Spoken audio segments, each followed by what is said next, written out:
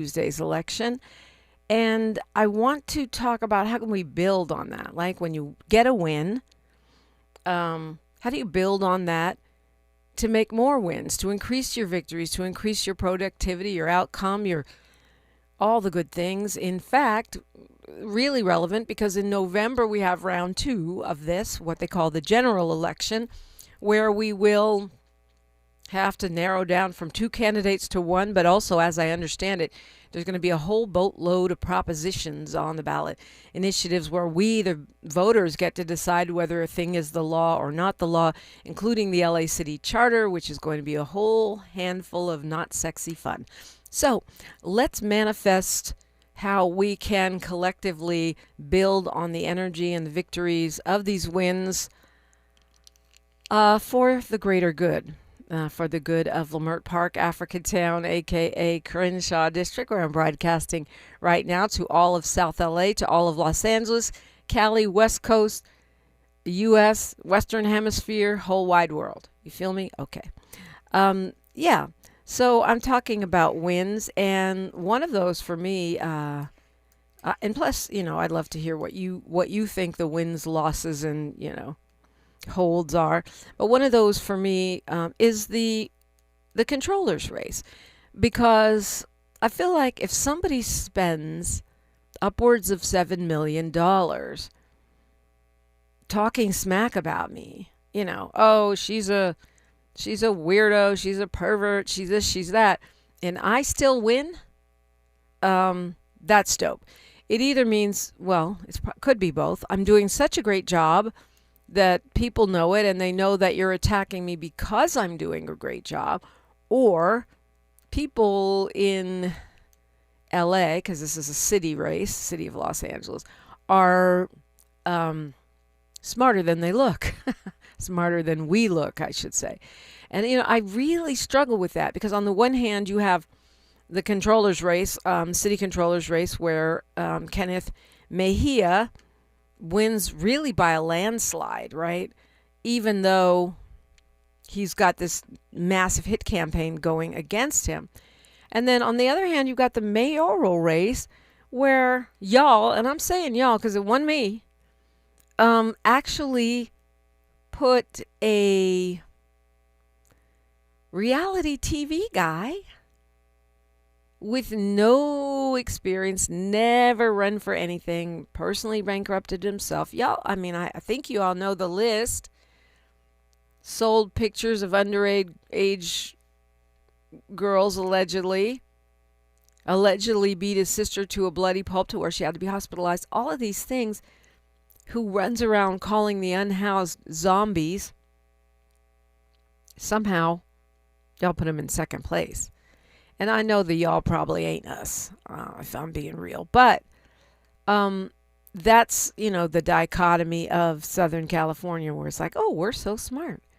Somebody put $100 million into, 104, I think, might have been more than that, into trying to prevent Karen Bass from becoming mayor the first time, and we still elected her. This time, well, we'll see what happens because we're going to have a runoff no matter how it goes. We had another round of votes come in, and there are still 700,000 ballots left in LA County that have to be counted.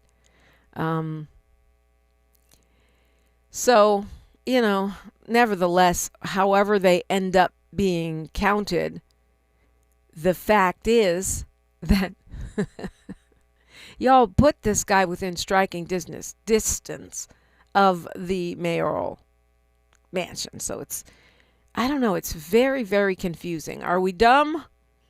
Or are we just polarized? Or are we whimsical? I don't know. I guess it doesn't matter. The thing to do is, how do we build on victories? Victories like the fact that apparently we can see through money. And we don't always vote for the person with more of it. I was talking about Kenneth Mejia, the controller. He's a millennial, the first Filipino-American to hold citywide office. And he swept in, I didn't know this, but I learned this yesterday, that when he was elected, the first time he got more votes than any candidate in LA history, still got a lot of votes this time. He got 59% of the vote. His challenger, after spending more than $7 million, with 41%. Of course, as I just said, there's still 700,000 votes to count, which is a lot. But it's, he's not, there's no way Sokolov overcomes that deficit of almost 40 points, 39 points. That's insane. And the controller's office? Wow. The sitting controller doesn't even make the runoff. She's in third place in the counting, which is really unusual. I mean, for somebody that had the job and now doesn't have the job, by all accounts, that's very rare, and by a lot. Like Marissa Roy, at the most recent count, has 37.9%, almost 40% of the vote. John McKinney, the candidate who's backed by the police union, and DA Nathan Hochman, has 32%. And then Heidi Feldstein Soto is not quite at 20. So that's stunning, actually. I did not support the cannabis measure CB. Whoops, I'm not supposed to say that. Whoops, but I guess it doesn't matter. We already voted. But it won by a landslide, I should say. 70% of people want to tax unlicensed cannabis businesses. I guess I can see the argument for it. The city needs money, but the fact of the matter is, I'm ready to watch them collect this alleged tax. To me, if you can't even shut these guys down, you certainly are not going to be able to get money from them. But let's see. I think the voters are wiser than me in some ways, because the measure TC and TT I was very torn about, because on the one hand I know that the city needs money, and I know that we want to tax tourists, right? It makes sense to tax tourists, the hotel tax measure, but on the other hand, don't want to be taxing the unhoused, right? So what did the voters do? It looks like they supported the tax online, and I would imagine very few unhoused persons book their hotel rooms online. So that was 54%, almost 55% win for the yes on TC. But the hotel tax for people that book not online lost. So that, I think, was actually pretty brilliant of you, LA. I hope. It looks like. So again, lots of wins. I think the fact that we don't have two Republicans at the top of the ticket for the governor is definitely a win for humanity. and I'm glad about that. I feel like we need to celebrate these things. Celebrate, and then we'll be right back at this election season stuff in a couple months. Usually, I guess it starts after Labor Day. I wouldn't be surprised if it starts a little early this year, because some of these races have had so much money in them. Now, when it comes to the controller, which is what I started off talking about today, there will be no runoff because there were only two people in the race.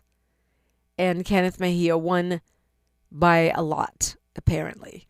It would take a miracle for, maybe two miracles for Sokolov to overcome that. So that's happening. But a lot of these other races, you're now down from 50-11 to two people. And so I imagine if I've had someone hurling insults or crazy commercials at me for several months, it may take me a few months to kind of counteract that. So I wouldn't be surprised if this whole thing starts early once again. 800-920-1580. That's the number if you want to weigh in. 800-920-1580, or tap in on the YouTube chat. It's youtube.com, KBLA 1580. Happy Gemini season from all of us, and there are a lot of us, KBLA. Talk 1580. Thanks for starting your morning off with a voice that speaks truth to power and the powerless, getting to the heart of what matters most in our community. This is where authentic conversation meets real action. From breaking news and politics to culture and community solutions.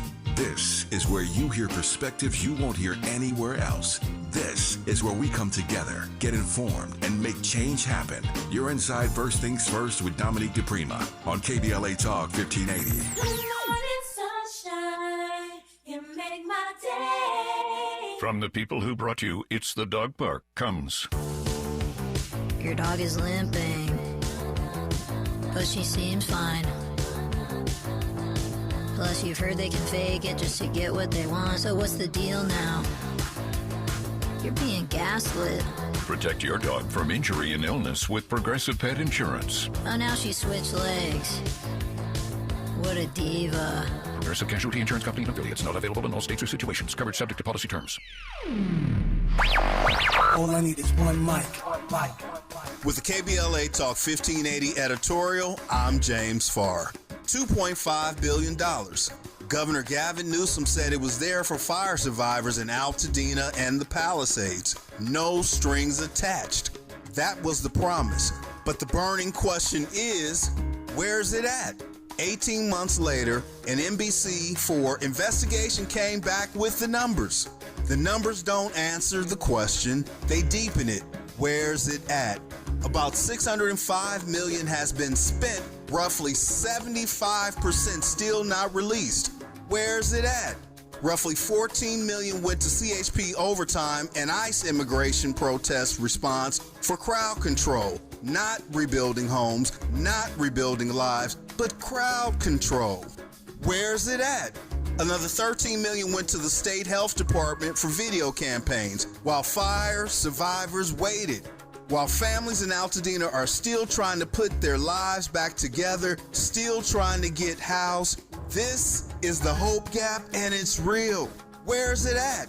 Southern California Edison is still in court, still fighting liability tied to the Eaton fire, still not accountable. Where's it at? 18 months later, Governor Newsom, where's it at? Because the truth is free, but the lie can be very expensive. And right now, fire survivors want to know what happened to no strings attached. And I've been saying on this mic for the past 18 months, somebody or somebodies didn't do their job. Now it's documented. Governor Newsom, listen closely. You didn't do your job. You didn't keep your promise. You held up the bill. Now stop holding up the money. You said no strings attached. Instead, you played on the people's heartstrings. Where's it at? See, Governor Newsom, even at the French Laundry, if it don't come out in the wash, it's sure enough gonna come out in the rinse, and the rinse cycle is here. With the KBLA Talk 1580 editorial, I'm James Farr, and as always, we welcome your feedback.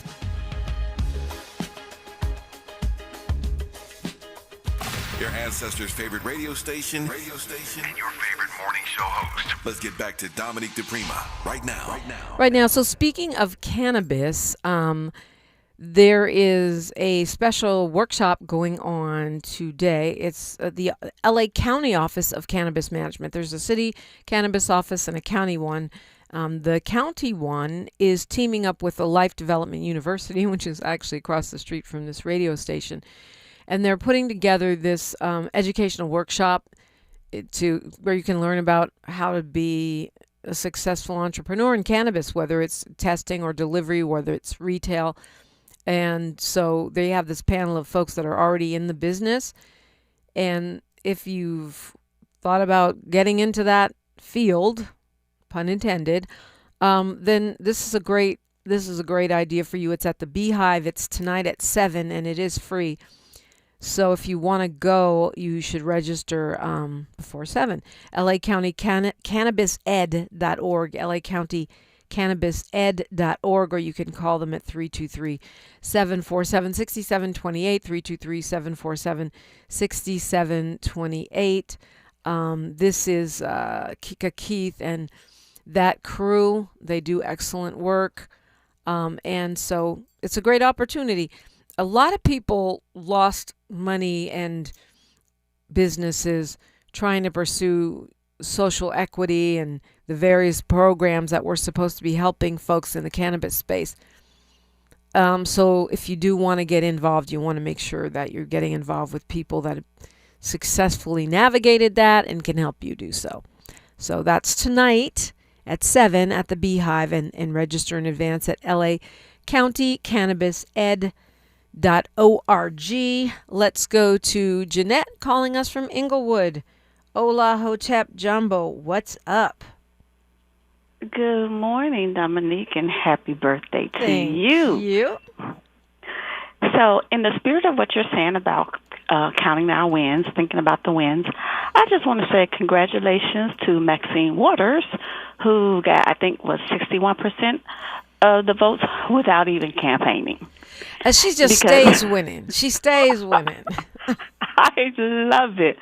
And when I was thinking about that, I said, there are those of us, because I voted for her, those of us who know who she is, they know her record, and if anything person has anything to say about her negatively, we just brush it off and vote for her. And that's what I wish would have happened with, well, that's what I wish would have happened with Karen Bass. You know, the people know what she did. And for those who don't know that Altadena is not her area, well, maybe you should learn. But Karen is doing the job that most of us really wouldn't want to do. And I want to go now to Spencer. He needs to learn what the job really does, because he's going to have a lot of people that he needs to talk to. And Karen knows how to do that. And for me, it doesn't look like he does. So, and also the last thing with him again, when he did that AI thing about him in front of the trailer, and that's where he's living at, Yeah. I want to know, does he know that the mayor actually lives in the Getty House, and all mayors, It seems she's not living in her own home? It seems like he doesn't know that, or else he's just a liar and being disingenuous, because he's complaining that she lives in a mansion. Every mayor lives in that mansion. That's why it's called the mayor's mansion, also known as the Getty House, to your point. But the nickname is the mayor's mansion, because mayors live there while they're mayor. They don't stay there when they're not mayor. I happen to know where the mayor lived before that, because I've known her for a very long time, since she... when I was on the board of the Community Coalition, and she wasn't in politics yet, she was a community organizer. She doesn't live in a mansion when she's not the mayor. Right. But anyway, just like there's a governor's mansion. But the fact of the matter is, Pratt doesn't live in a trailer either. So he was living, was a Hotel Bel Air, top floor, penthouse. Even though he squandered the $10 million that he made himself in reality television, or wherever he got it from. He lost that money, but he has very, very, very, very, very, very rich parents, and so he can still stay at the Hotel Bel Air. And the other crazy thing is, most Palisades and Altadena fire survivors wish they had enough money to fully insure their home so they could just rebuild. But he didn't buy insurance on his house. He just didn't want to. He has the money, he just didn't want to. Mm-hmm. That's weird. Because he's Spencer Pratt. Right. But I mean, that is kind of... But anyway, yeah. I believe that we, the people, we're smarter than what they think we are. So, the matter of fact, I know we are. So maybe some people are falling for him and his little tricks, and maybe they're giving him the points for the AIs or whatever. But I believe even after this count right here that they're doing, they're going to see that Karen Bass did even better without all the money and the backing that he had from them rich people. Yeah. So that's all I wanted to say, and thank you. Oh, thank you, Jeanette. Always good to hear from you. And we'll see. I mean, I'm feeling like there are a good slice of voters who may have cast a ballot for Nithya Raman or one of the other many candidates, most of whom did not crack 1%, that will go towards the current mayor. And when we talk about building on victories, I would think that building towards a win for a Democratic leader of this Democratic city would make sense. Zev Yaroslavsky of the LA Initiative says that Nithya Raman could still be in the runoff. We'll see. They still got, I don't know, 700,000 to count. It seems like a long shot, but could happen. What we know for sure is that Mayor Karen Bass will be the opponent of whoever ends up in second place. He also said, and this is in the LA Times, that Republicans overperformed. So that means the Spencer Pratt crowd shows up in greater numbers than they normally do. And that's one of the reasons why he did so well in the race.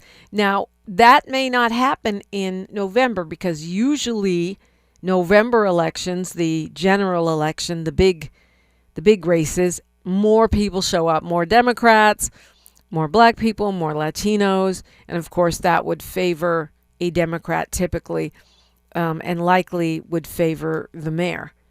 But we shall see. So how do we build on that? I mean, I think this is a time of education, to Jeanette's point, letting folks know who this person is that, is running, assuming it is Spencer Pratt, and letting people know who don't really pay attention beyond my house, people's houses burned down and we're angry, what the mayor has done, her track record. This thing about people being career politicians, it's such a dumb talking point, because in what other field would we say, oh, they're a career firefighter? Oh, he's a career surgeon. I don't want him operating on me. I want someone with no experience. Oh, they're a career accountant. I don't want them doing my books. Let me see if my 5-year-old can get it done. It's the only field, and it's like a made-up thing, career politician. But to be fair, the mayor of Los Angeles, our current mayor, is not a career politician, because the first half of her life, she was a community organizer who built one of the biggest and most effective community-based organizations in LA, which is the Community Coalition, which still continues today, doing leadership training, doing community advocacy, youth organizing. And so she's really not. But I just, when people say that to me, I just think, okay, I don't want a career plumber. Let's get the guy on the street who doesn't know anything about how to fix a toilet. That sounds like a good idea. What are we doing right now? The problem is when people are corrupt or stupid, or they don't stand on the side of justice. That's the problem. Not people who make a career doing a thing so that they can learn how to do it well. I'm Dominique Diprima, and you're listening to KBLA Talk 1580. She's reclaiming her time on KBLA Talk 1580. More First Things First with Dominique Diprima when we come forward. I'm Bree Wood with BIN News Now. President Trump says the U.S. carried out powerful strikes against Iran, but believes a deal could still be within reach. The negotiation itself has gone very well, actually. Very well. He said the U.S. could quickly wipe out Iran if necessary, but wants to avoid further loss of life. A Texas murder trial drawing national attention is now underway, with a jury seated in the case against black 19-year-old Carmelo Anthony. Prosecutors say Anthony fatally stabbed 17-year-old Austin Metcalf at a track meet, while the defense argues it was self-defense. Concerns have also been raised about the lack of black jurors. And a woman is in custody after allegedly trespassing at Chris Brown's California home. Police say 34-year-old Ebonique Rembert climbed over a gate at his Tarzana property but never made it inside. Brown was not home at the time. Get BIN News Now on demand 24/7 on the iHeartRadio app. Over 1,000 career strikeouts. He's a force on the mound. Join the Dodgers for Tyler Glasnow Starter Series Bobblehead Night, June 6th versus the Angels. The first 40,000 fans get an exclusive Tyler Glasnow bobblehead presented by Blue Shield. For tickets, visit Dodgers.com/promotion. This is the KBLA Sports Minute with Ray Richardson. The New York Knicks continue to put up some impressive numbers. 12 straight playoff wins, 7 straight on the road, In the final 2 minutes and 15 seconds Wednesday night in San Antonio, the Knicks held the Spurs scoreless. An 11-0 run. The Knicks pulled away late in the fourth quarter for a 105-95 win in Game 1 of the NBA Finals. The Knicks had not lost a game in the postseason since April 23rd, when they were down 2-1 to the Atlanta Hawks in the first round of the Eastern Conference playoffs. Knicks guard Jalen Brunson dropped 19 of his game-high 30 in the second half. Here's a couple of bad numbers for the Spurs. They made only 2 of 19 three-pointers in the second half. Spurs star Victor Wembanyama was 2 of 9 on threes. It's time for the Spurs coaching staff to tell the 7'4" Wembanyama to leave that three alone and do his work in the lane. Game 2 is Friday night in San Antonio. No debates, no speculation, just the info you need. That's your KBLA Sports Minute. I'm Ray Richardson on KBLA Talk 1580. Indeed presents hires you can't afford to get wrong, like nuclear reactor safety expert. I disabled the backup cooling system. It was making such an annoying noise. You heard it, right? It was like, We're on the countdown to core failure. And you're saying we don't want that? This is your job for sponsored jobs. This is what happens when you don't sponsor your job on Indeed. Next time, get matched with quality candidates with Indeed sponsored jobs. Visit Indeed.com/hire now and sponsor your job today. All I need is one mic. With a KBLA Talk 1580 editorial, I'm Tavis Smiley. It's high time that we say the quiet part out loud about what we consider a disgrace, an absolute disgrace to the people of South Los Angeles. Destination Crenshaw, or as I call it, Procrastination Crenshaw, was supposed to be a 1.3-mile celebration of Black Los Angeles. Pocket parks, commissioned art, a cultural corridor along Crenshaw Boulevard, stretching from our studios in Leimert Park down to Nipsey Hussle Square. It was set to complete in 2022. That's right, 2022. We are now in 2026, and the Crenshaw community is still waiting. A grand opening was announced for February 2024. That date passed with not a single artwork installed. Then we were promised that construction would be completed by the end of 2024. That date came and went. Our understanding is that as of last fall, the 8th Council District Office was still scrambling to raise additional monies just to restart the project, which has been paused again and again. But here's what makes my blood boil. City officials had the nerve to tell this community the delays are, quote, a necessary inconvenience, close quote. A necessary inconvenience? First of all, who are you talking to?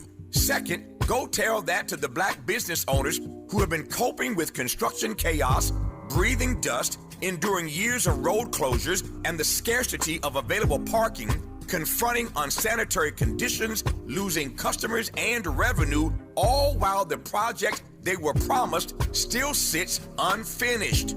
They wouldn't let a project sit this long in any other part of this city.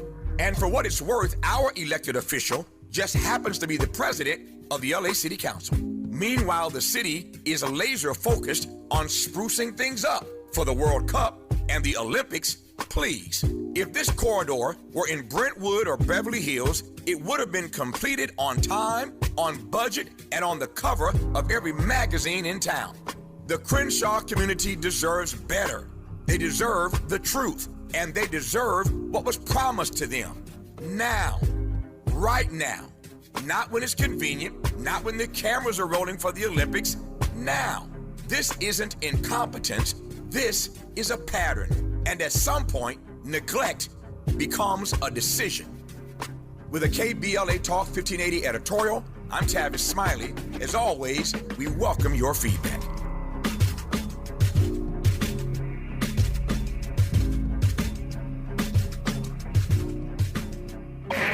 This is KBLA Talk 1580, where hate meets a scholarly match. And I've said that my Think Tank Thursday theme or question is about celebrating our wins, but I want to acknowledge a couple things that have happened that are weighing heavy on our national heart, I think. I guess maybe my algorithm is blackety black, so maybe not everyone's heart, but I have heard a lot of people who aren't black feeling very, very, very stricken by the case of Carmack Mr. Cyrus Carmack Belton. I don't know why I call him Mr. He was a kid. He was 14. 14-year-old kid who was shot in the back running away from a shopkeeper, his son, and his wife. And the crazy thing about it is that the whole thing is caught on tape. I mean, not the whole thing, not the moment of the shooting. But the child goes into this convenience store. They tell him take off the backpack. He takes off the backpack. He's very cooperative. Obviously, it's a black child. Adorable. Puts the backpack down. He's thinking about buying some water. He picks up 4 bottles of water. Meanwhile, the wife, this is an Asian couple, the wife is following him, harassing him the whole time he's in the store. So he puts the water back, and you can see it clearly on tape. He puts all 4 bottles of water back into the cooler, and then goes to get his backpack. At which point, they start accusing him of stealing and ask him what's in his pockets. So he shakes his hoodie in order to prove that he has nothing in his pockets, doesn't say anything, isn't mouthing off, is being compliant, which is what y'all always tell us to be. Then he leaves the store. He walks out. He doesn't stomp out. He doesn't run out. He walks out. He's followed out of the store by the shopkeeper's son and the shopkeeper's wife. The guy's name is Rick Chow. They start chasing this child, 14-year-old child. They're chasing him, all 3, leaving their store completely unattended to chase this black child. They chase him about the length of a football field, 120 yards, a little longer than a football field. And then apparently he tripped, fell to the ground, and was shot in the back. Now, the shopkeeper claims that he pointed a gun at the son. But I don't see, I looked at the tape, and I don't see where he could have done that. He leaves the store, he's walking, then he's running. He's running away. So you're telling me he was running away, one in his backpack while running, or somewhere in his hoodie that he just shook so we know there's nothing in it, pulls out a gun, turns around, and points the gun while still running away? No, I don't think so. Anyway, the South Carolina jury on Monday found him not guilty of murder. And a lot of us from LA, from California, were having Latasha Harlan's flashbacks, if you're old enough to remember. Black girl who was shot by a Korean shopkeeper here in LA over a bottle of orange juice, shot dead. Another child. And the shopkeeper, I mean, she got a slap on the wrist. This guy got acquitted, so he'll literally get away with murder. And there's just no way when you see the tape, how does this happen? First of all, the kid didn't steal anything. He didn't do anything wrong. They were harassing him the whole time he was in the store. Second of all, he was running away. Third of all, he is a child, 14, and he looks like a kid. And then, fourth, they shoot him in the back. How is that not murder? How is it not murder? How is any black person in America supposed to believe in this system? The attorney for the family, and I know he wants to work as an attorney. He can't say that, but he calls it a tragedy, but says he still has respect for the criminal justice system. I don't. I don't.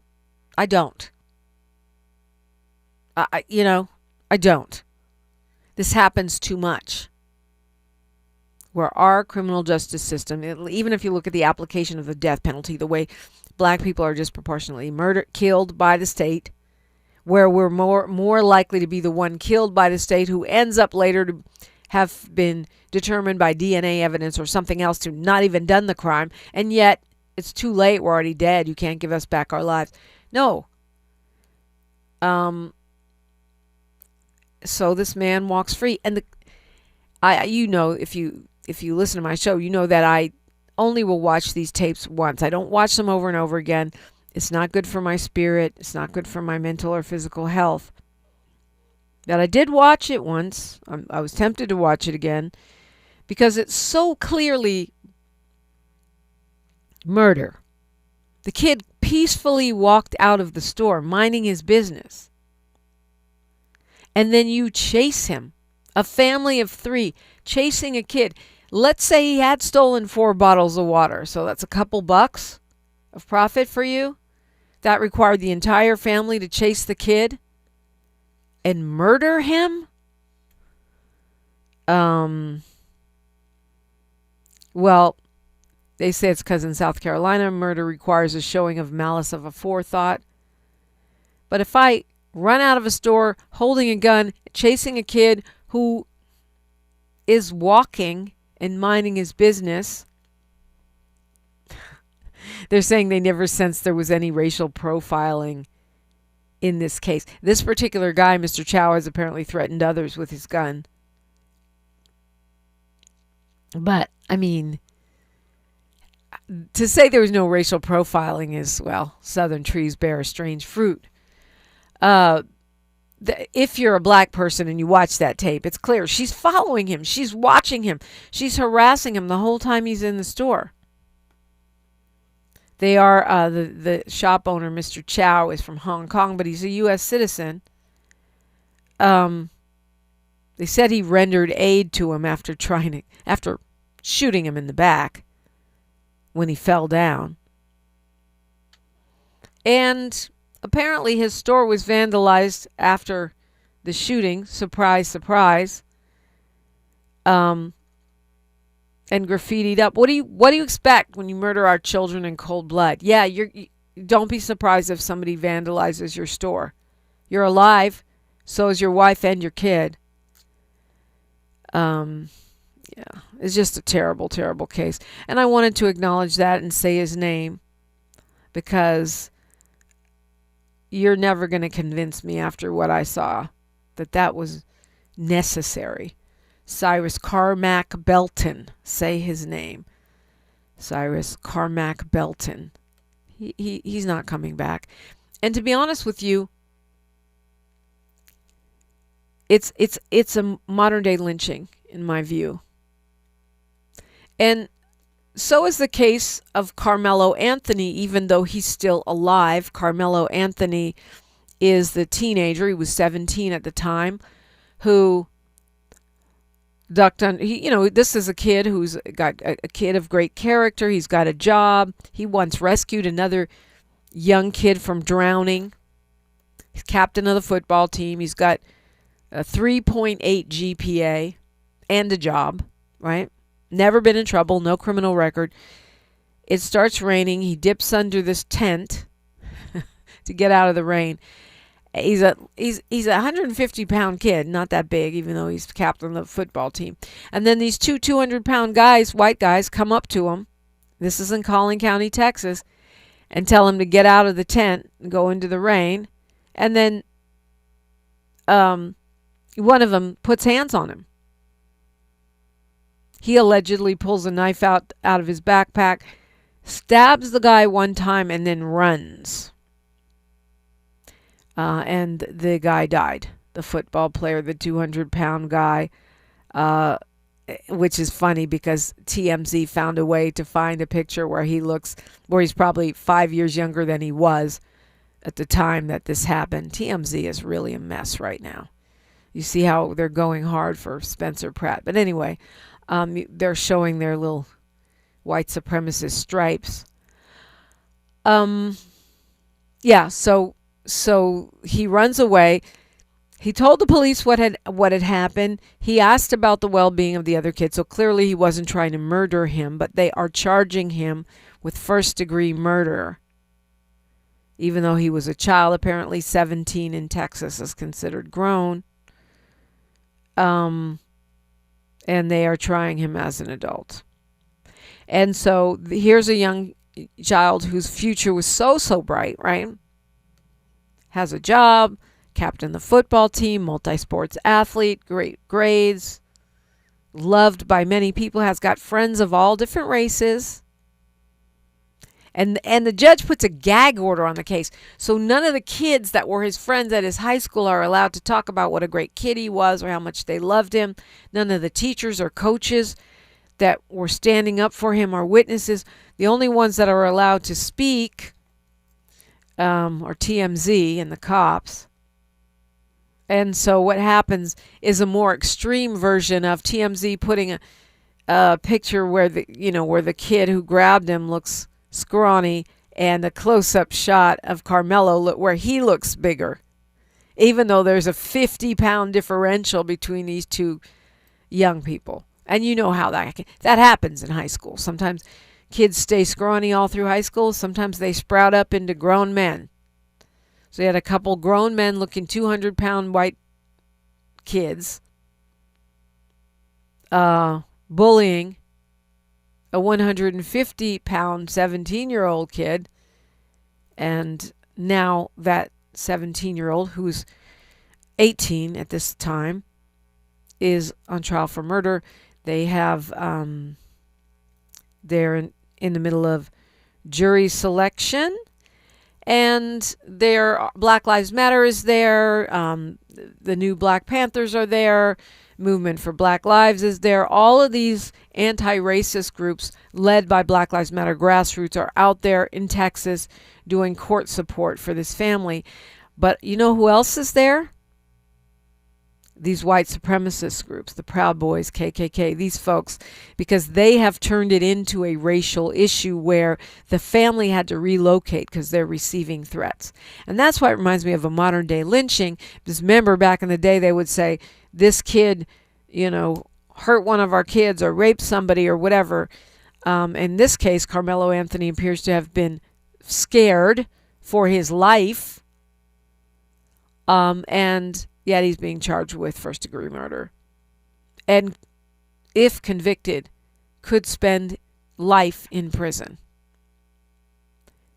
Really a terrible, terrible, terrible case. And so, anything we can do, say their names, post about it in support of those families, it all makes a difference. We the people, why do you think the 1.8 slush fund went away? 1.8 billion Trump slush fund, because we the people were not having it. And Republicans in Congress were afraid they would never be reelected again. Let's go to Ron from Richmond. Good morning, Ron. Good morning, my San Francisco homegirl in the building, doing her thug thizzle. How you doing? How you doing, Dominique? I'm blessed. How are you? I'm blessed too. Just thankful to be here. Yeah, just real quick. Just wanted to remember my dad. Yeah, it was 14 years ago. We lost him to brain cancer on June 3rd. So just want to say R.I.P. to my dad. I just think about the times I was growing up and watching him in my auntie's backyard cooking barbecue. Then me and my cousins, little kids, running around the house playing back in the 70s and the 80s. So, just thinking about the good times I had with my late dad. So definitely miss him, R.I.P. Then just want to keep congratulating you. I'm so proud of you. I was a youngster back in the day watching you on home turf, and I'm just so proud. One day I'm gonna give you a big hug. I might cry a little bit. It'll be happy. It'll be happy tears. It'll be happy tears. Ron, what was your dad's name? My dad's name was Euless Malone Jr., and he was born in Little Rock, Arkansas, but he came to the Bay at a young age, went to high school and all that out here in Richmond. Euless Malone Jr., rest in peace. Yeah. You got to say their names. I think that's Appreciate the story that. of a lot of, that's the story of a lot of people in the Bay and L.A. Parents or grandparents have roots in the South. That's why I always say we're country. We try to act like we're big city slickers, but we country. Everybody's from Louisiana, Alabama, Arkansas, in my family's case, South Carolina. Don't have to go back too far. That's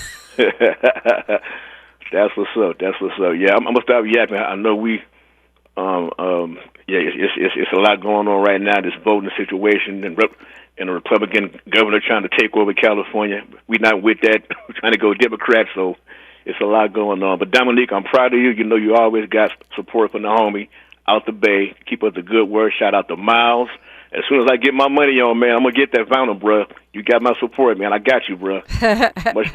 Much love, y'all. Thank you for taking my call. I appreciate you. I appreciate you as well, and R.I.P. to your papa. All right, thank you. Thank you. I still think that in the governor's race, I still think Javier Becerra is going to end up on top, but so far Steve Hilton is still on top in the governor's race here in California, but Javier Becerra is a strong second. Of course, when you consolidate all of the Democratic Party votes, it's still going to be way over 50% for Becerra unless Hilton can convert some of those folks. He'll get the Chad Bianco people, I suppose, and some of the others. But imagine being what's the guy's name? Serge Fiankan or Lucas Adam Felinsky. Those are the two candidates who got no votes. 0. Not a single one. Imagine running for months for governor. And you can't even get your mama to vote for you. Well, I guess if you voted for yourself, it wouldn't show up. But 0% to me, that means nobody voted for you. It's not too late to call me. In fact, we're just getting started. 800-920-1580. I'm Dominique Diprima for KBLA Talk 1580. You can't fix what you won't face. And we face it every day. This is KBLA Talk 1580. For communities impacted by the war on drugs, cannabis legalization was supposed to create opportunity. But too often, people entered the industry without the information they needed to succeed. This Thursday, LA County Office of Cannabis Management and Life Development University are bringing together professionals from the cannabis industry for a free educational workshop focused on retail, delivery, and testing. You'll hear from people doing the work every day, not consultants, not influencers, but professionals who understand the opportunities and challenges firsthand. If you've ever been curious about cannabis careers, business opportunities, or how the legal market actually works, this is your chance to ask questions and get real answers. Join them Thursday, June 4th, 7 p.m. at the Beehive in South Los Angeles. Free admission, limited seating. Register today at lacountycannabised.org or call 323-747-6728. That's 323-747-6728. Going to a World Cup match in LA this summer? Ditch the parking stress and ride Metro. With direct service from across LA County, it's the easy way to get there for just $1.75 each way.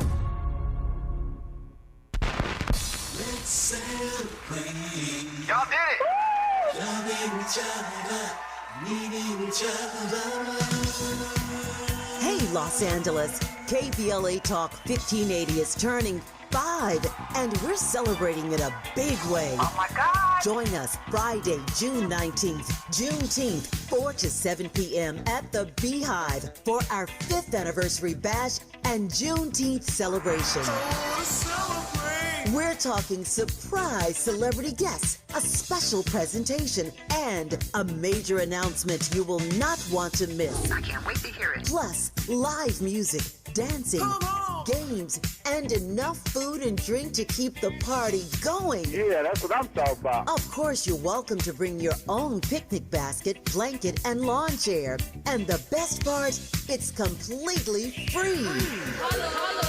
But here's the thing. You've got to sign up in advance. Space is limited, so don't wait. Head to KBLA1580.com right now and lock in your spot.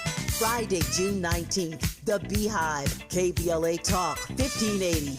5 years strong, and we're just getting started. Happy anniversary, KBLA! Yeah, man!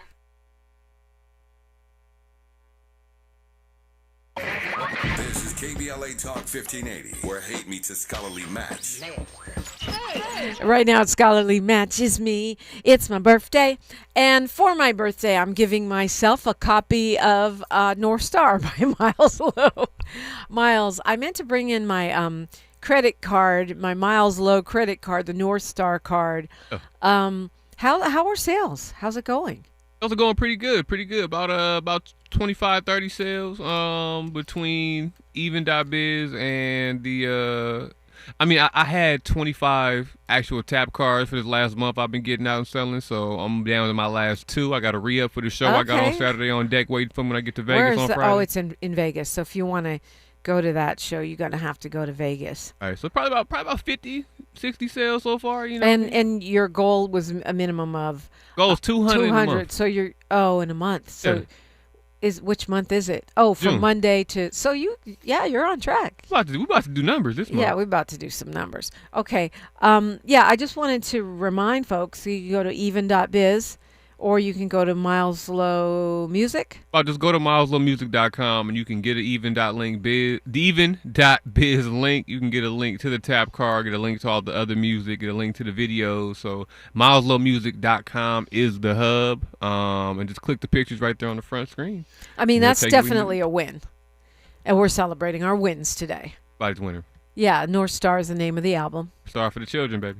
Congratulations. Came out Monday. Thank you. Yes, ma'am.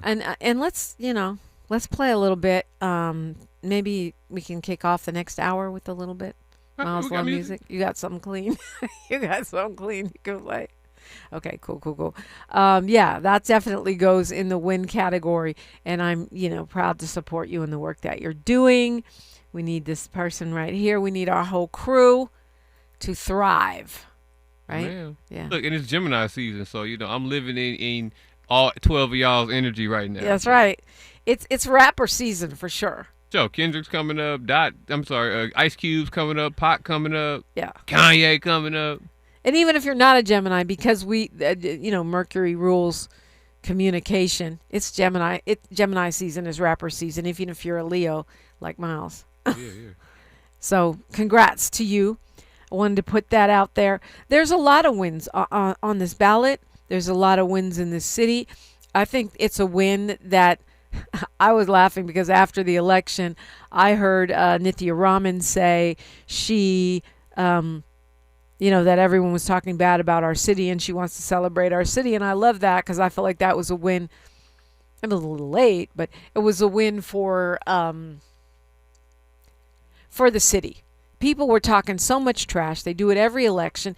Yeah, we have our problems. What big city doesn't? But why does everybody want to live here? Why does every celebrity that says they're from Philadelphia, says they're from New York, says they're from Chicago, actually have a home in the Hollywood Hills?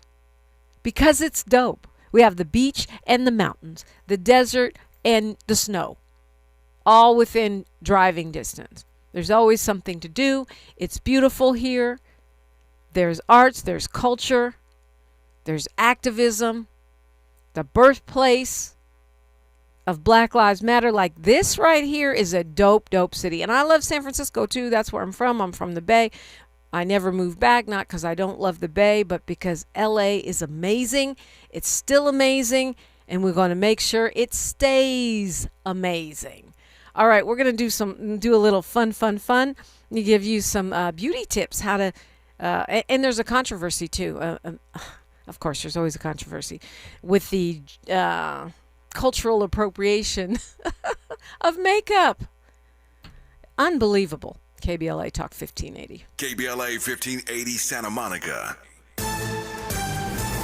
I'm Bree Wood with BIN News Now. President Trump says the U.S. carried out powerful strikes against Iran, but believes a deal could still be within reach. The negotiation itself has gone very well, actually. Very well. He said the U.S. could